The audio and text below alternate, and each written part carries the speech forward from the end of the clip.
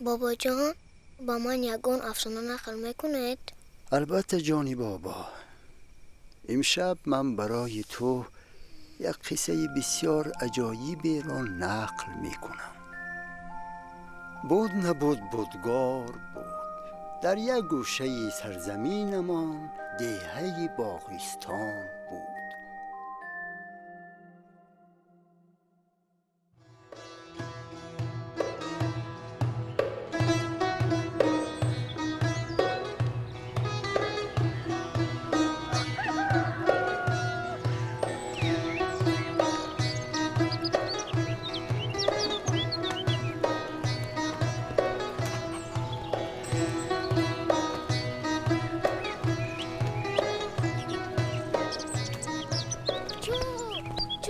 اسبک من جو. سلام بوزیچه ها. رفتیم به صحرا بازی میکنیم. بلایک کن و بیرون برایم. زودتر انا رفتیم.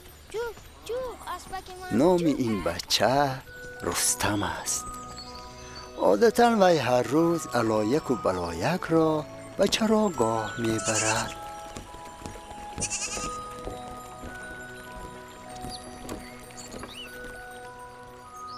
بوزکم جیگی مرا در برد بگی. انا محکم شد.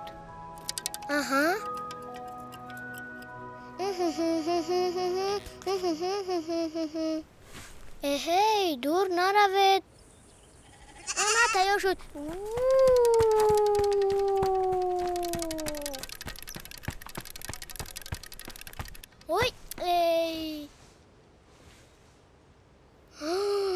بابا گفتند زود به خونه برگرد.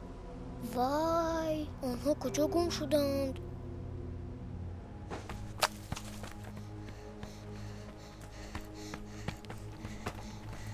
بابا رشید.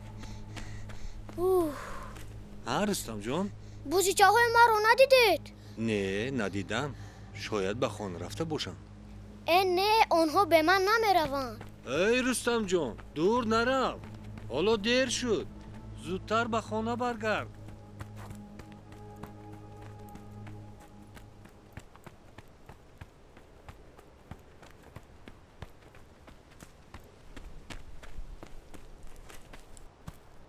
هی کجا پنهان شده؟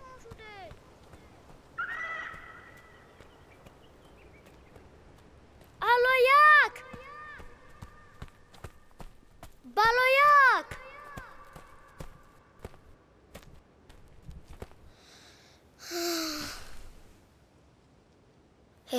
نخواد که دیگر آنها رو نیوبم.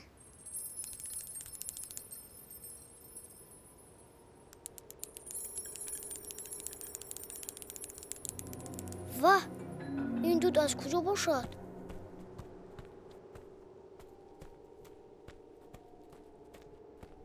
هی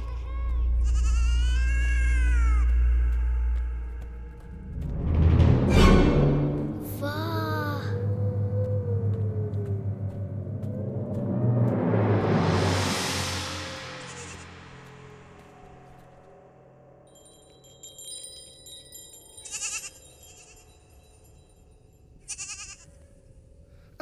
انا شما در کجا بودید؟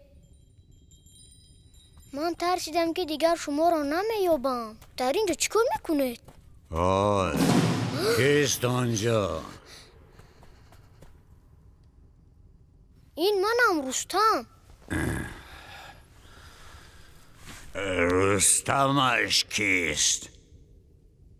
رستم صاحب انا همین بوزیچه ها. صاحب بوزیچه ها؟ شما کی هستید؟ بوزیچه های ما را نپرسیده گرفتید. من دیو هستم. فهمیدم. انا که بزرگسفندان دهمان را میدزدیده است.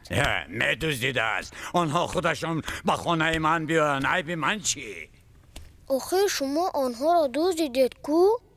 وای حاضر همتون رو به دیگ انداخته شوربا میپزم. هی دل من به شما میسوزد.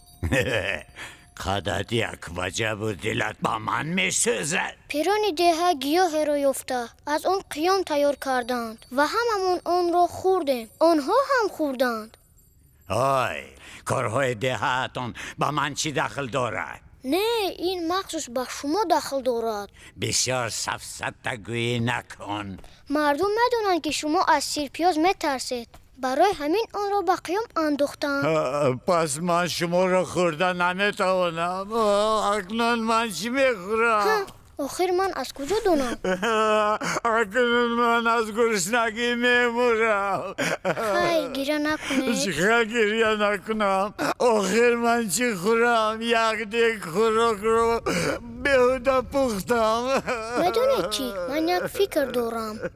شما هم باید مثل من شیر، جرغوت، میوه و سبزوات خورید. این سلامتیتون را خوب میکنه. ها میدونی چی؟ من اصل و چرمغز رو دوست میدارم. شیر و جرغوت نخورید، دندانهایتون میریزد. دیگر چرمغز هم خوردن نمیتوانید. نمیتوانم؟ آها، شما دندانهایتون را هم نمیشوید ها؟ ها این چی زندگی؟ شما باید حیاتتون را تماما دیگر کنید. باید مثل بابایم کشت و کار کنید، در رو کنید. ای بچه، تو در کجا دیدی که دیو کشت و کار کند؟ پس شما اولین میشوید. حتی که در این غار یکه و تنها زندگی میکنید. بیایید به خانه ما میرویم. همراه ما زندگی میکنید. مانتمین دیگتون رو. گوش کن، تو اینقدر گپ رو از کجا میدونی؟ خیلی میدونم. مادرم به من گفتن که من بچه بسیار با عقلم. رفتیم با بابایم در کار صحرا یاری میدهیم. اما کارو خوب میشوند. یک خنده تزا. همین طور رستم با دیو دوست شد. دیو باشد دیگر به هیچ کس ضرر نمی رساند. آنها را با سرگذشت های بسیاری در پیش است. دوامش را شبی دیگر نقل می کنم. خوبی خوش بچه.